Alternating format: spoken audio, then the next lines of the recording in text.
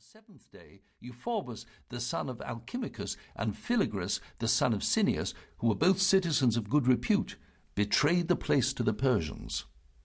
These were no sooner entered within the walls than they plundered and burnt all the temples that there were in the town, in revenge for the burning of their own temples at Sardis. Moreover, they did according to the orders of Darius, and carried away captive all the inhabitants. The Persians, having thus brought Eretria into subjection, after waiting a few days, made sail for Attica, greatly straitening the Athenians as they approached, and thinking to deal with them as they had dealt with the people of Eretria. And because there was no place in all Attica so convenient for their horse as Marathon, and it lay moreover quite close to Eretria, therefore Hippias, the son of Pisistratus, conducted them thither. When intelligence of this reached the Athenians, they likewise marched their troops to Marathon, and there stood on the defensive, having at their head 10 generals, of whom one was Miltiades. But first, before they left the city, the generals sent off to Sparta a herald, one Pheidippides, who was by birth an Athenian, and by profession and practice a trained runner.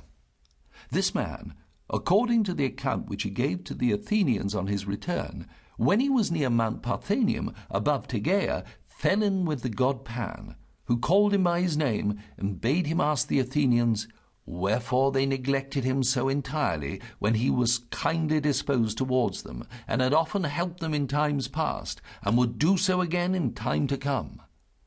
The Athenians, entirely believing in the truth of this report, as soon as their affairs were once more in good order, set up a temple to Pan under the Acropolis, and in return for the message which I have recorded, established in his honour yearly sacrifices and a torch race.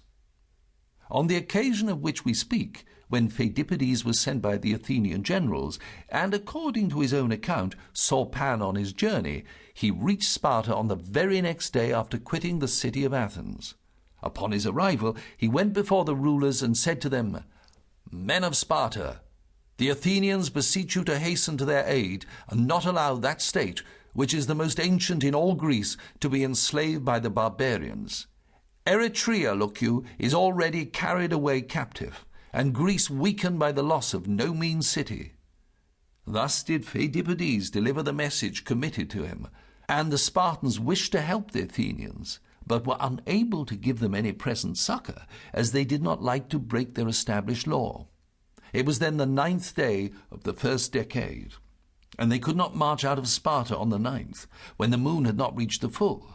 So they waited for the full of the moon. The Athenians were drawn up in order of battle in a sacred close belonging to Heracles, when they were joined by the Plataeans, who came in full force to their aid.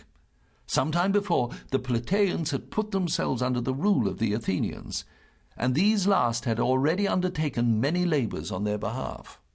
The Athenian generals were divided in their opinions, and some advised not to risk a battle, because they were too few to engage such a host as that of the Medes, while others were for fighting at once. And amongst these last was Miltiades.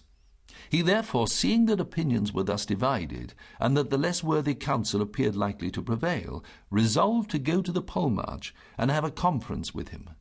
For the man on whom the lot fell to be polemarch at Athens was entitled to give his vote with the 10 generals, since anciently the Athenians allowed him an equal right of voting with them.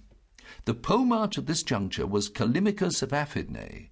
To him therefore Miltiades went and said, "We generals are 10 in number, and our votes are divided. Half of us wish to engage, half to avoid a combat. Now, if we do not fight, I look to see a great disturbance at Athens, which will shake men's resolutions, and then I fear they will submit themselves. But if we fight the battle before any unsoundness show itself among our citizens, let the gods but give us fair play, and we are well able to overcome the enemy. On thee, therefore, we depend in this matter, which lies wholly in thine own power.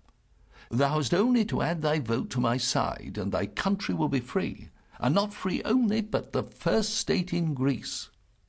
Or if thou preferest to give thy vote to them who would decline the combat, then the reverse will follow."